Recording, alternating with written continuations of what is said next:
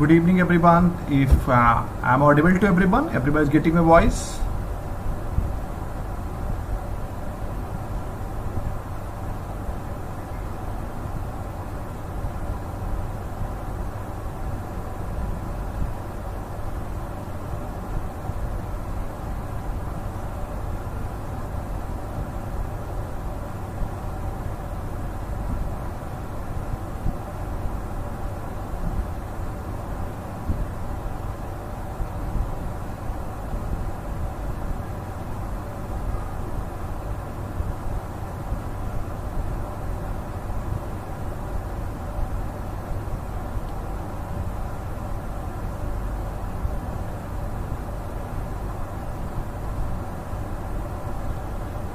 I am audible to everyone, please respond. तो हम लोग स्टार्ट करें। तो today's topic is foreign exchange regulation act 1973 and foreign exchange management act 1999।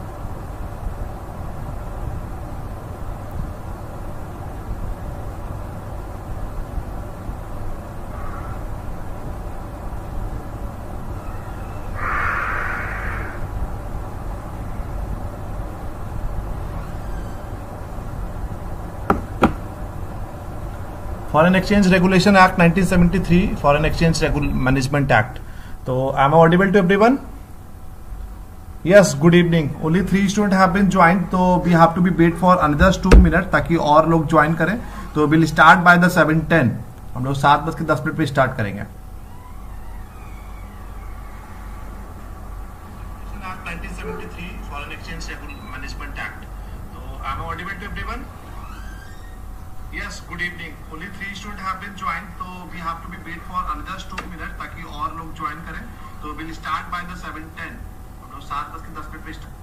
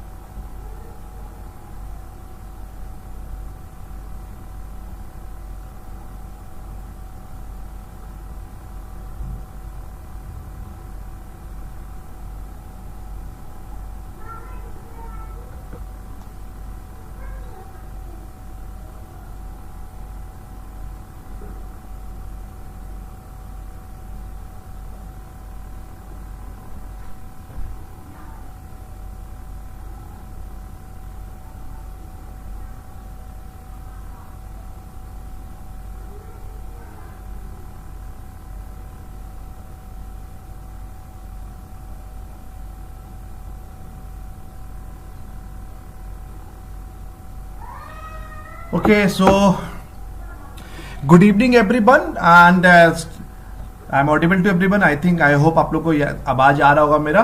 ठीक है, तो हम लोग स्टार्ट करते हैं। This is lecture 6 for the UGC net commerce. और तो आज हम लोग बात करेंगे foreign exchange regulation act 1973 which is further be amended in 1999, जो जिसको हमने 1999 में अमेंडमेंट किया और अटल बिहारी वाजपेयी जी की सरकार में, जो 2000 में एग्जिस्टेंस में आया था। तो आज हम लोग बात करेंगे कि what is all about the foreign exchange regulation act 1973 and what is all about the foreign exchange management act 1999। इसके अलावा इसमें हम लोग बात करेंगे दोनों के ऑब्जेक्टिव्स क्या थे and what were the reasons behind the amending the फेरा इनटू फेमा। फेरा को हम लोगों ने फेमा में अमेंडमेंट क्यों किया। ठीक है, तो अभी हम लोग स्टार्ट करते हैं। पहले before starting with the foreign exchange regulation act and the foreign exchange management, पहले हम लोग को पता होना चाहिए कि पहले फॉरेन एक्सचेंज क्या होता है।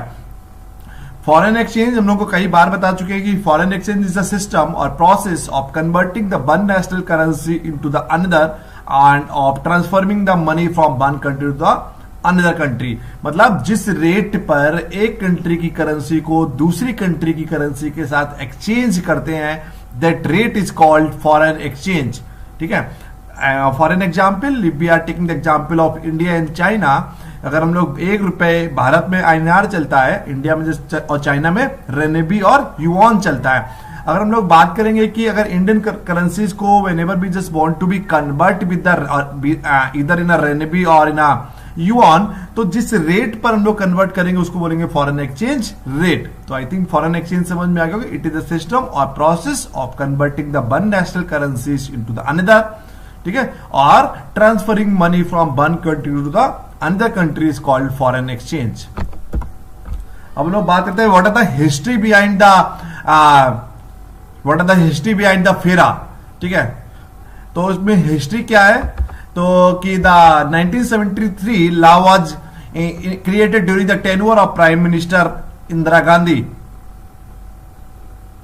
ठीक है, क्लियर। तो 1973 में in the 1973 law was created during the tenure of prime minister Indira Gandhi with the goal of conserving the Indian foreign exchange resources and the country was facing it. मतलब कंट्री तो उस समय भी ट्रेड डिफिसिट फेस कर रहा था और आज भी कहीं ना कहीं इंडियन इकोनॉमी का बात करेंगे हम लोग, ट्रेड डिफिसिट हम लोग का हर बार कहीं ना कहीं ट्रेड डिफिसिट की प्रॉब्लम्स आज तक हम लोग प्रॉब्लम फेस कर रहे हैं।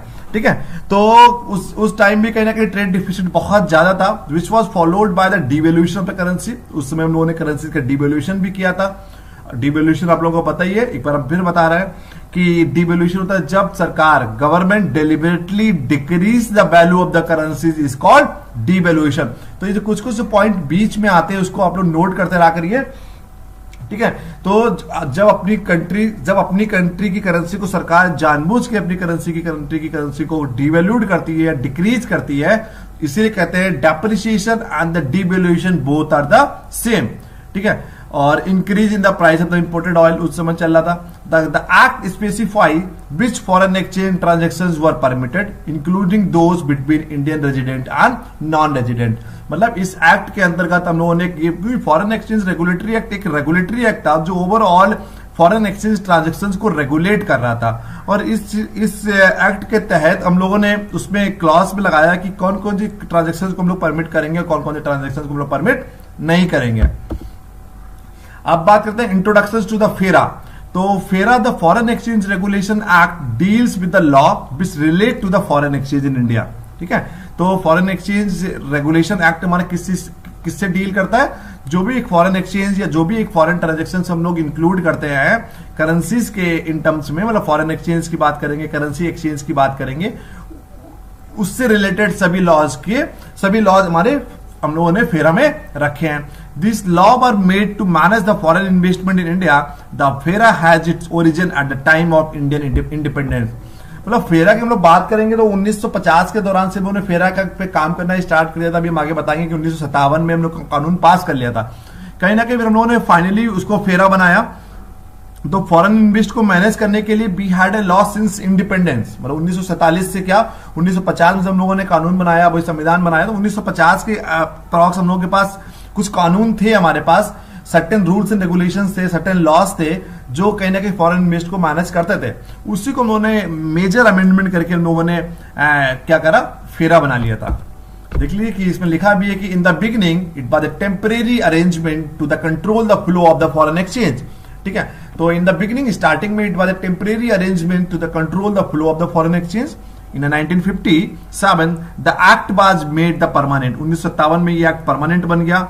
और as the industrialization grew in India, industrialization बढ़ना शुरू हुआ तो there was a increase in the foreign exchange investment. ठीक है, तो कहीं ना कहीं फॉरेन एक्सचेंज इन्वेस्टमेंट भी बढ़ना शुरू हो गया। As a result those arose a need to protect it. तो कहीं ना कहीं हम लोगों को कुछ ऐसे कानून की, कुछ ऐसे नियमावली की जरूरत थी जो ओवरऑल फॉरेन एक्सचेंज ट्रांजेक्शंस को क्या करे, रेगुलेट कर सके। According to the 1973 the foreign exchange regulation act was amended. हमने आपको बता दिया कि मेजर अमेंडमेंट हमारा 19 फेरा में कब किया, 1973 में किया। Clear, simple. और लेकिन हम लोग उसकी बात करेंगे कि फेरा consist the 7th chapter and 81 complex section. ठीक है, तो 7 चैप्टर थे हमारे और 81 कॉम्प्लेक्स सेक्शन है हमारे किसमें, फेरा में। तो under the FERA any offence was a criminal one which included the imprisonment as per the code of criminal procedure 1973। तो ये सब पॉइंट नोट कर लीजिएगा कि 1973 में the foreign exchange regulation act was amended. फेरा consist the 7 chapters and 81 complex sections. Under the FERA, any offense was a criminal one. कोई भी ऑफेंस हमारा क्रिमिनल वन होगा, उसको क्रिमिनल ऑफेंस में रखेंगे, which included the imprisonment as per the code of criminal procedure 1973। इसको नहीं समझना डिटेल में। अब बात करते हैं what are the objectives of FERA. FERA के ऑब्जेक्टिव्स क्या थे, कि what were the main reason behind the formation of the foreign exchange regulatory act, क्यों बनाया गया था। पहला हो गया to prevent the outflows of the Indian currency, मतलब मींस पहला उद्देश्य हो गया जो हम लोग आउटफ्लोज करेंसी का आउटफ्लोज हो रहा था, मतलब ऑल दोज करेंसी बिच, मतलब इंडियन करेंसी तो मैन्युफैक्चरिंग तो इंडिया में ही हो रही है, इश्यू भी इंडिया में हो रही है। अगर वो करेंसी जब इंडिया से बाहर जाती थी उसको कहीं ना कहीं रेगुलेट करने के लिए हमने फेरा बनाया, to preventing the outflows of the Indian currency. Outflows की बात किया इसमें। To regulate the dealings in a foreign exchange and securities, हम लोगों ने फॉरेन एक्सचेंज में जो भी फॉरेन एक्सचेंज जो हम लोग करते थे वही फॉरेन एक्सचेंज आपको बता दिया। जब एक कंट्री की भारत की कंट्री की करेंसी को हम दूसरी करेंसी के साथ चेंज करते थे उसमें रेगुलेशन की जरूरत थी। We had required some certain regulatory authority who could manage the entire foreign exchange system in India. तो that is the only reason we have made it the FERA, foreign exchange regulation act. To regulate the transactions indirectly affecting the foreign exchange, इसके अलावा जो indirectly foreign exchange को affect करते थे उन transactions को भी हमने रेगुलेट किया। जैसे कि बात करें हम लोग अदर हमारी मार्केट हो गई या स्टॉक मार्केट्स हो गया या हमारे इन्फ्लेशन रेट्स हो गई या हमारे जो डिफरेंट रेगुलेटरी अथॉरिटीज थी जो कहीं ना कहीं फॉरेन एक्सचेंज को इंपैक्ट करती थी, फॉरवर्ड कॉन्ट्रैक्ट हो गए और या ऑप्शंस हो गए, जो भी चीजें थी हमारी फॉरेन एक्सचेंज से related which was indirectly affecting, जो कहीं ना कहीं एक indirectly affect करती थी, तो उन सब चीजों को भी हमने फेरा के अंतर्गत रखा। To regulate the import and export of currency, मतलब करेंसी जो एक्सपोर्ट इंपोर्ट होती थी उसको रेगुलेट करने के लिए हमारा एक उद्देश्य था फेरा का। एंड बुलियन मार्केट होता है जहां पर हम लोग गोल्ड सिल्वर या सब अलग गोल्ड सिल्वर या कुछ कमोडिटीज को बाय और सेल करते हैं हम लोग, उसको बुलियन मार्केट्स कहते हैं। ठीक है, तो हम आपको आगे इंटरनेशनल फाइनेंशियल मार्केट में पढ़ाएंगे आपको। तो यहां पर समझ लीजिए कि जब हम लोग when we are trading, when we are buying और सेलिंग एनी गोल्ड और सम सिल्वर और some other commodity, that market is called bullion markets. उसके अलावा हो गया कि to regulate the employment of the foreign nationals, मतलब जो विदेशी लोग थे वो अगर भारत में नौकरी करना चाहते थे या नौकरी कर रहे थे उन सब चीजों को रेगुलेट करने के लिए भी फेरा का काम था। To regulate the foreign companies, विदेशी कंपनी जो भारत में व्यापार कर रही थी या जो विदेशी कंपनी भारत में व्यापार करना चाहती थी उसके लिए भी फेरा के अंतर्गत हम लोग कुछ नियमावली के तहत कुछ रूल्स रेगुलेशन बनाकर रखे हुए थे। ठीक है, तो फेरा कहीं ना कहीं फॉरेन एक्सचेंज से लिमिटेड नहीं है, फॉरेन कंपनीज से भी रिलेटेड है, विदेशी लोगों से भी रिलेटेड है। अगर फॉरेन की लेबर जिसको हम लोग बोल सकते हैं, अगर विदेशी लोग अगर वो भारत में नौकरी करना चाहते हैं या all those multinational corporation they just want to be start their operations in India, even though कहीं ना कहीं हमारा फेरा के अंतर्गत रूल्स एंड रेगुलेशन सेट किए गए थे। नेक्स्ट हो गया to regulate the acquisitions, holdings etcetera of the immovable properties in India by the non residents.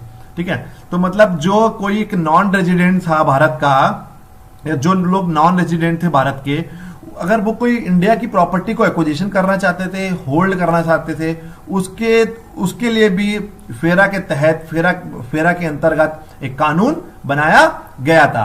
ठीक है, तो कहीं ना कहीं if all those person you belongs to outside of the India, मतलब विदेशी लोग थे, अगर वो इमूवेबल प्रॉपर्टी भारत में एक्वायर करना चाहते थे, होल्ड करना चाहते थे, उसके लिए भी फेरा के अंतर्गत एक कानून है, फेरा के अंतर्गत रूल्स रेगुलेशन थे। To regulate the certain payments, भाई यूनिलेटरल पेमेंट्स की हम लोग बात करेंगे या और कुछ जो पेमेंट हम लोग करते थे, ट्रांसफर्स हो गए हमारे, उन सब चीजों को भी उन्होंने रेगुलेट करने के लिए फेरा के अंतर्गत एक कानून था। To regulate the dealings in foreign exchange and securities, इसके हम लोगों ने स्टार्टिंग से बात किया था। जब हम लोग sometimes we just want to be sell the securities in the open market, तो हम लोग को एक इंटरनेशनल मार्केट्स में सिक्योरिटीज को सेल करना, मार्केट सिक्योरिटीज को सेल करना चाहते हैं या फॉरेन एक्सचेंज को हम लोग ट्रेड कराना चाहते हैं, उन सब चीजों के लिए भी फेरा के अंतर्गत एक कानून था, अब तो उसको हमने फेरा को हटाई दिया है। To regulate the transactions indirectly affecting the foreign exchange, ये मैंने पहले भी पॉइंट हो गया, सेम ही पॉइंट हो गया, ठीक है। तो आई होप आप लोगों को फेरा के ऑब्जेक्टिव समझ में आ गए होंगे कि जो आउटफ्लोज ऑफ इंडियन करेंसी है या इनफ्लोज ऑफ इंडियन करेंसी की बात करेंगे हम लोग, या मतलब दुनिया की बाहर की करेंसी आपके देश में आ रही है या इंडिया की करेंसी बाहर जा रही है, उन सब चीजों को रेगुलेट करता है फेरा। फॉरेन एक्सचेंज और सिक्योरिटीज को रेगुलेट करता है हमारा, जो फॉरेन एक्सचेंज को, जो ट्रांजेक्शन फॉरेन एक्सचेंज को इनडायरेक्टली अफेक्ट कर रहे हैं उसके लिए फेरा है। Import and export of currency को रेगुलेट करने के लिए फेरा के अंतर्गत स्कीम रखी गई थी। बुलियन मार्केट के अंतर्गत अगर कोई हम लोग कमोडिटी को ट्रेड कर रहे थे उसके लिए एक कानून बना था। उसके अलावा जो विदेशी लोग थे अगर वो भारत में नौकरी करना चाहते थे उसके लिए भी कानून था हमारा फेरा के अंतर्गत। मल्टीनेशनल कॉर्पोरेशंस अगर they just want to be start their business in India, विदेशी कंपनी अगर भारत में व्यापार करना चाहती थी उसके अंतर्गत भी कानून था, ठीक है। To regulate the acquisitions holding, ठीक है, अगर मान लीजिए कोई नॉन रेजिडेंट ऑफ इंडिया थे, अगर वो लोग भारत में कुछ प्रॉपर्टी एक्वायर करना चाहते थे या कुछ होल्डिंग करना चाहते थे उसके लिए हमारे कहीं ना कहीं फेरा के अंतर्गत एक कानून था to regulate the certain payments. उसके अलावा दोनों पॉइंट हमारे कॉमन है जो लास्ट स्लाइड में थे, ठीक है। अब हम लोग बात करते हैं कि प्रोविजंस क्या थे। There are very few provisions under the FERA. Regulations of dealing in foreign exchange में सेम है, मैं थोड़ा सा उसको हमने अलग करके बोल दिया है कि प्रोविजंस क्या था। Regulations of dealing in foreign exchange, restrictions on payments, restrictions on payment की हम लोग बात करेंगे। Restrictions regarding the asset held by the non-resident and import and export of certain currencies or bullion, भाई सेम बात है यहाँ पर। Duty on person entitled to receive the foreign exchange and payment for exported goods, तो कुल मिला के provisions भी ऑलमोस्ट सेम ही है जो हमारे ऑब्जेक्टिव थे कि हम लोग एक फॉरेन एक्सचेंज को डील रेगुलेट करना चाहते हैं, रिस्ट्रिक्शन पेमेंट पे रिस्ट्रिक्शन लगाना चाहते हैं हम लोग, ठीक है। जो नॉन रेजिडेंट्स हैं अगर वो भारत में कोई प्रॉपर्टी एक्वायर करना चाहते हैं, ठीक है भाई, करेंसी को रेगुलेट करेंगे, बुलियन मार्केट को रेगुलेट करेंगे। And duties on the person entitled to receive the foreign exchange and payment for the exported goods, मतलब कोई अगर भारत का इंसान फॉरेन एक्सचेंज रिसीव कोई फॉरेन करेंसी रिसीव कर रहा है तो उस पर कितना ड्यूटी लगेगा, वो भी एक फेरा के अंतर्गत कानून था हमारा। या हमने कोई सामान एक्सपोर्ट किया तो उस पर भी हमको पेमेंट मिलेगा, उस पर कितना पैसा हमको पे करना है उसके अंतर्गत भी उसके लिए भी फेरा के अंतर्गत हमारे अंदर सम सर्टेन प्रोविजंस है।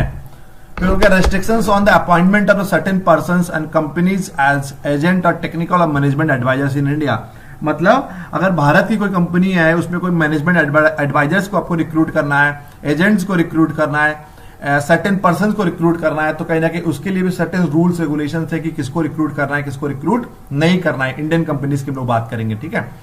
Prior permission of RBI required for taking up employment in India bye nationals of the foreign state, अगर विदेशी कंपनी भारत में कुछ एम्प्लॉयमेंट अपॉर्चुनिटी या कुछ लोगों को हायर करना चाहती थी तो उसके लिए certain rules regulation, certain laws, certain clause है हमारे फेरा के अंतर्गत। समझ गए कि मतलब कि विदेशी कंपनी को भारत में आके व्यापार करना चाहते तो कहीं ना कहीं वो लोग इंडिया के लोगों को रिक्रूट करेंगे, तो उसके लिए भी फेरा के अंतर्गत कुछ पॉलिसी थी, उन पॉलिसी के तहत ही आपको काम करना पड़ेगा। Restrictions on the immovable property, ये पहले हम लोग बात कर चुके हैं इसकी, ठीक है। तो ऑब्जेक्टिव और प्रोविजन आई होप आप लोगों को समझ में आ गया होगा।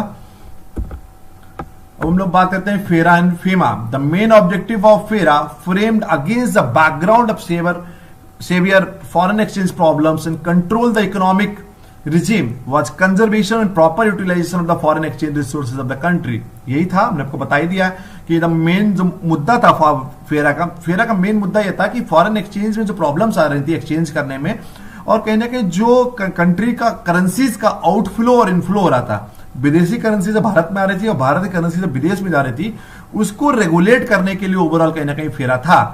बट नेक्स्ट देखिए, फेरा creating the flourishing black marketing in foreign exchange, it brought into the economic lexicon the word हवाला।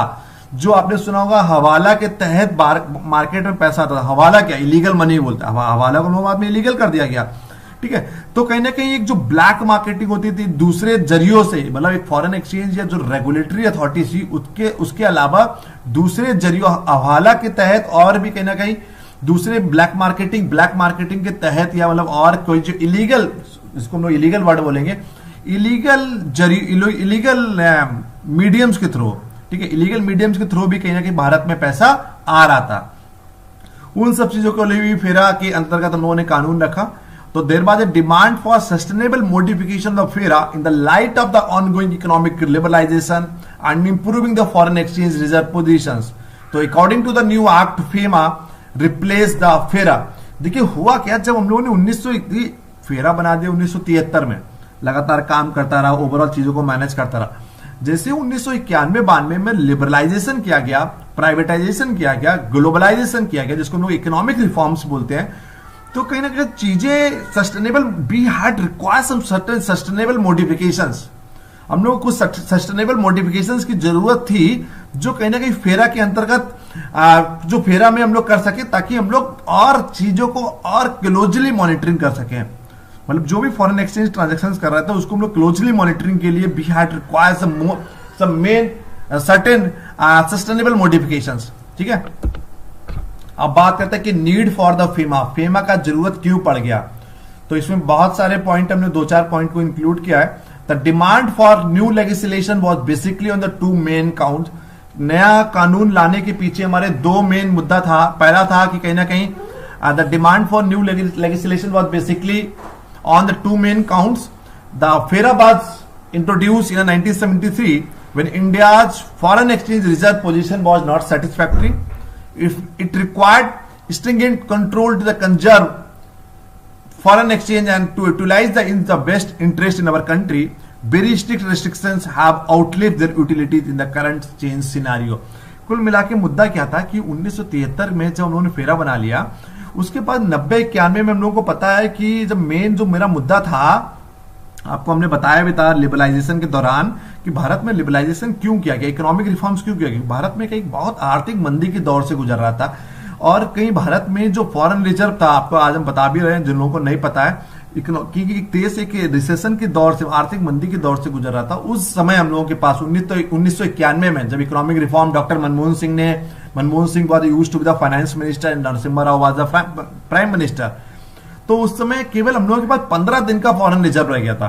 We had a foreign reserve और ओनली 15 डेज, 15 दिन का फॉरेन रिजर्व रह गया था। और आप लोगों को पता है अगर फॉरेन रिजर्व हमारा 15 दिन का रह गया, अगर फॉरेन रिजर्व नहीं होगा तो हम लोग कोई भी फॉरेन ट्रांजेक्शन नहीं कर पाएंगे।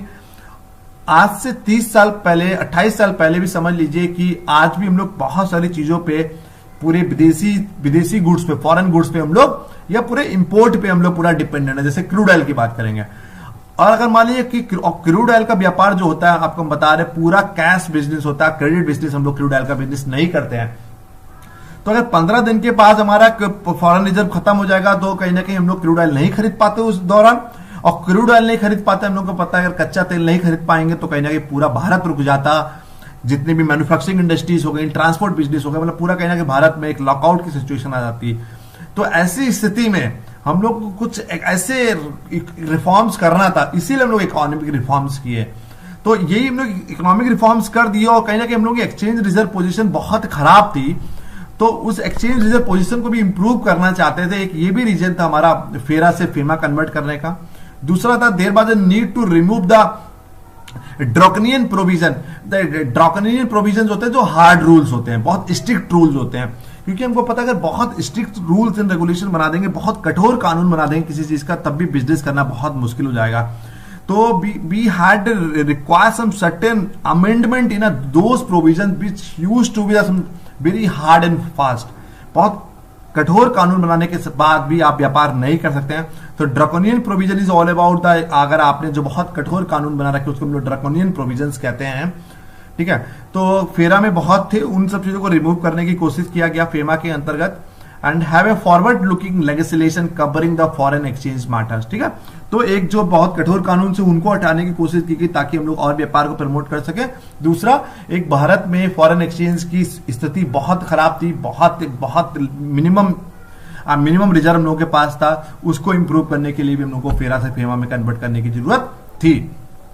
अब हम लोग, ये हो गया हमारा फेरा। अब हम लोग बात करते हैं फेमा की, foreign exchange management act 1999।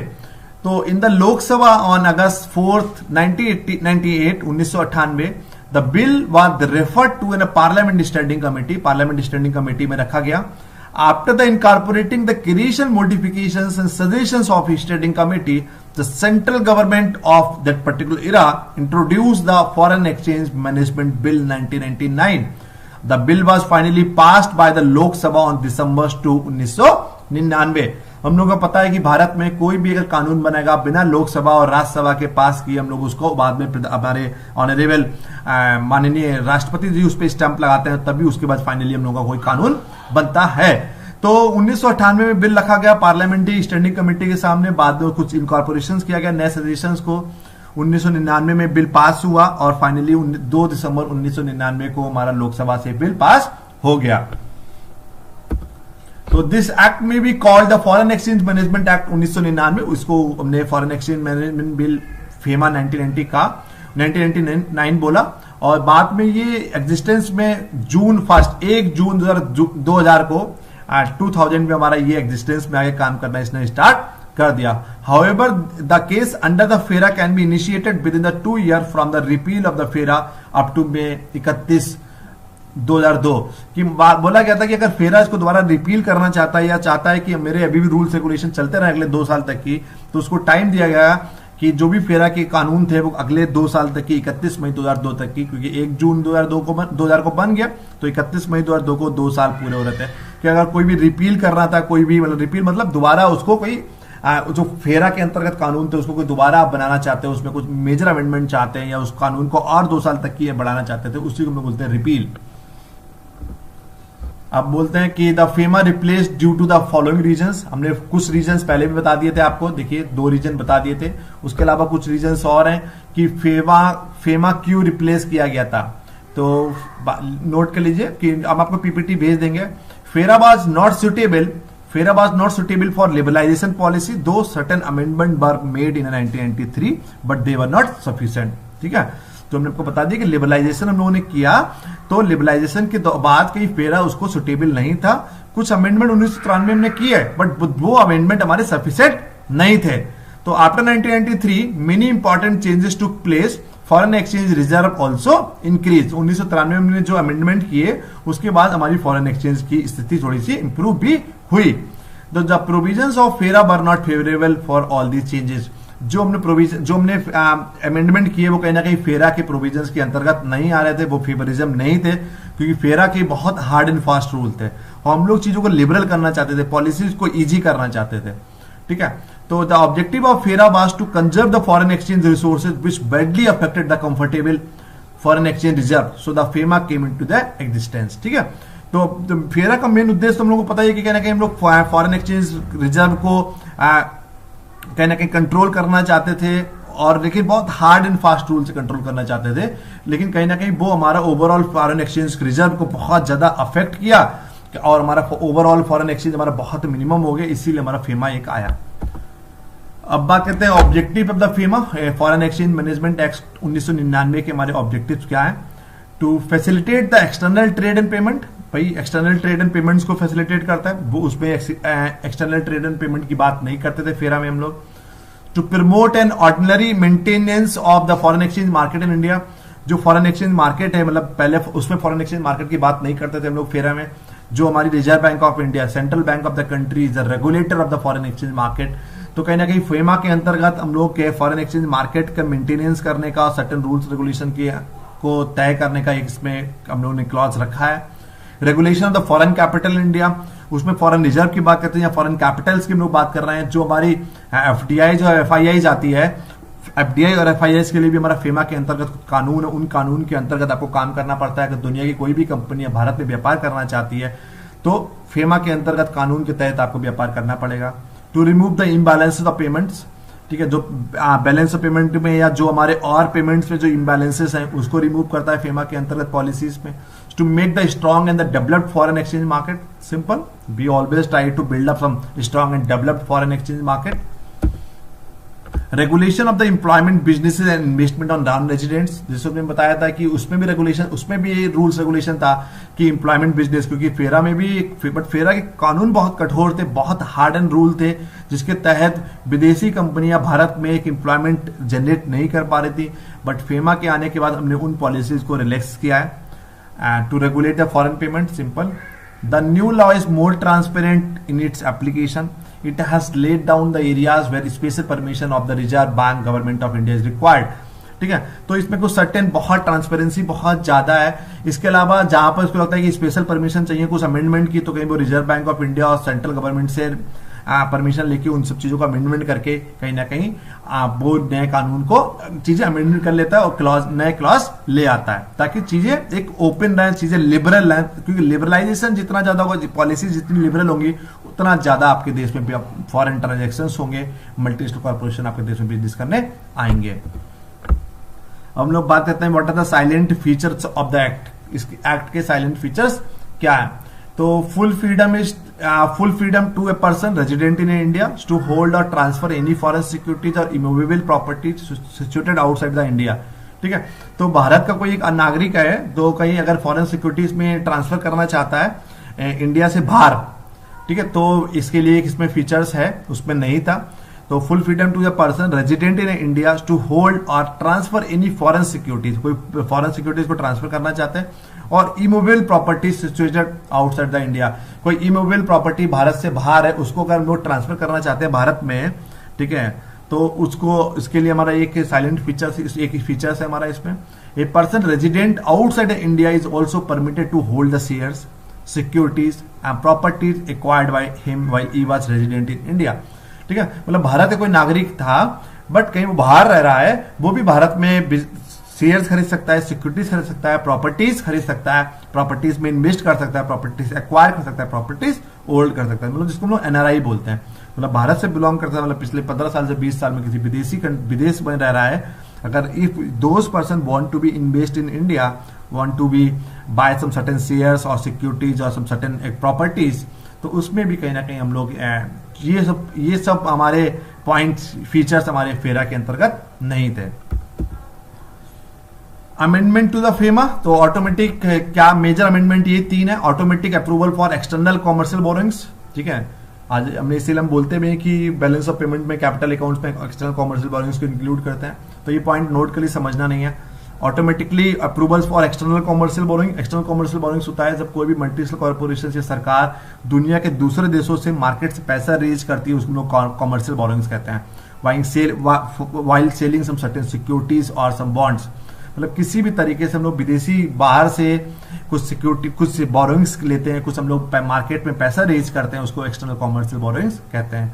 Amendment related to the inbound investment, Bharat में जो इन्वेस्टमेंट होते थे इनबाउंड इन्वेस्टमेंट से भी हमने कुछ हमने अमेंडमेंट किए हैं. और amendment related to the outbound investment, मतलब जो भारत की कंपनी दुनिया के दूसरे देशों में व्यापार करना चाहती थी उससे रिलेटेड भी कुछ हमने सर्टेन रूल्स रेगुलेशंस को रिलैक्सेशन दिया है. अब ये लास्ट है कि what are the difference between the FEMA and FERA. आपको बहुत हद तक की समझ में आ गया होगा फेरा किस चीज के लिए था, फेमा किस चीज के लिए था. उसके बाद भी देख लीजिए कंटेंट कुछ है, कंटेंट के बेसिस पे, नेचर के बेसिस पे, पॉइंट ऑफ कंपेरिजन में हमने कंटेंट, नेचर, एप्लीकेबिलिटीज, न्यू टर्म्स 7-8 लिए हैं, 10 लिया टोटल. तो कंटेंट में कि इसमें there are 49 sections out of which 12 section relate to the operational part and rest which the panel provisions. तो 49 सेक्शंस हैं, इसमें 12 सेक्शन हमारी ऑपरेशनल पार्ट्स में कि कैसे इसको अप्लाई करना है, बचा हुआ हमारा पैनल प्रोविजंस की बात करते हैं. तो 1973 वाले में हमारी हमने बोला ना कि बहुत कठोर कानून था, सेक्शंस बहुत ज्यादा थी. इसमें 81 सेक्शंस थी, out of which 32 sections related to the operational part and rest deal with the penalties and the appeal process. ठीक है, तो nature is basically it is a civil law, it was considered as a criminal law. ठीक है, वो criminal law माना जाता था, इसको हम लोग सिविल लॉ बोलते हैं, ये पॉइंट नोट कर लीजिएगा. एप्लीकेबिलिटी क्या थी? This act applies to all branches, offices and branches outside India owned or controlled by a person resident in India. मतलब भारत का कोई नागरिक अगर विदेश में कोई अपना व्यापार कर रहा है, उसी कोई ब्रांचेस है, वहां पर भी एप्लीकेबिलिटी है फेमा की. इसकी बात करते हैं, the act applied to all citizen of India and branches and agencies outside India and to branches and agencies outside in the India. ठीक है, क्लियर. तो इसमें भी था, लेकिन इसमें क्या है, कहीं ना कहीं हम लोग की act applies to all citizen of India की हम लोग इसमें बात करते हैं. ठीक है, केवल इंडिया के लोग, मतलब इंडिया के लोगों की बात करते हैं. इसमें कोई अगर बंदा बाहर रह रहा है, पर्सन रेजिडेंट इंडिया का अगर बंदा बाहर रह रहा है, कोई पर्सन बाहर रह रहा है, उसके लिए भी हम लोग उसकी भी एप्लीकेबिलिटी, अगर बाहर इंडिया का था वो बाहर रह के बाहरी व्यापार कर रहा है, बाहरी ब्रांचेस है उसकी, वहां पर भी एप्लीकेबिलिटीज है. न्यू टर्म्स क्या आया है capital account transaction, current account transaction, personal services like new terms are introduce, भाई जो हमने बैलेंस ऑफ पेमेंट की बात करते हैं, these terms were not defined, ये टर्म्स फेरा के अंतर्गत नहीं रखे गए थे। पेनल्टीज की बात करते हैं, limited to 3 times the sum involve if it's quantifiable, if it not quantifiable, मतलब जितना आपने फ्रॉड किया उससे 3 टाइम्स की हम लोग बात करते थे कि 3 टाइम्स आपको पेनल्टी पड़ेगी। 5 times of the sum involvement please plus impressment in the most of the cases, मतलब जेल भी होती थी साथ में, क्रिमिनल लॉ था और आपको 5 गुना हर्जाना, 5 गुना फाइन देना पड़ता था। इसमें 3 गुना की बात करते हैं। ऑब्जेक्ट क्या है? The object is to encourage external trade, external trade promote करने की हम लोग बात करते हैं। ये कहीं ना कहीं हमारे फॉरेन एक्सचेंज ट्रांजेक्शन को रेगुलेट करने की बात करते थे।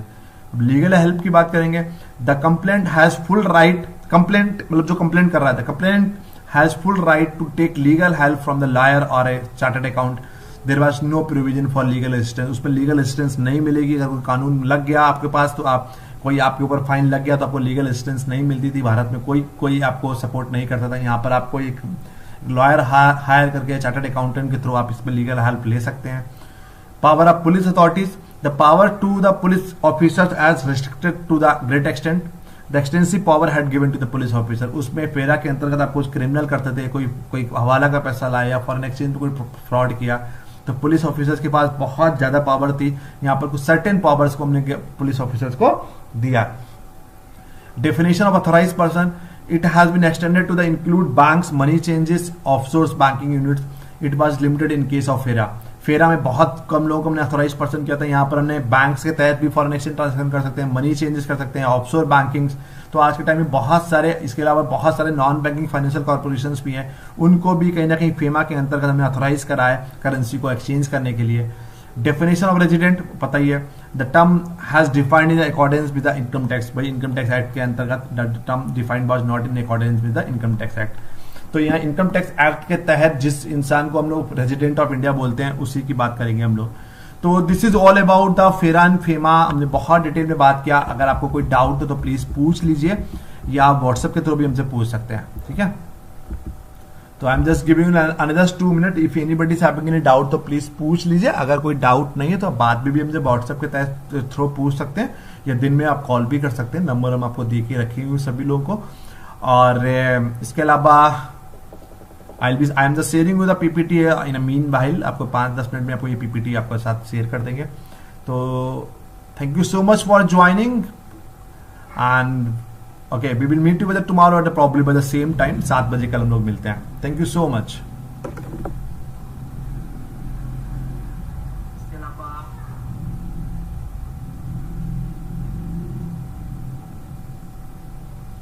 कोई डाउट प्लीज पूछ लीजिए, otherwise I have to bind up the today lecture.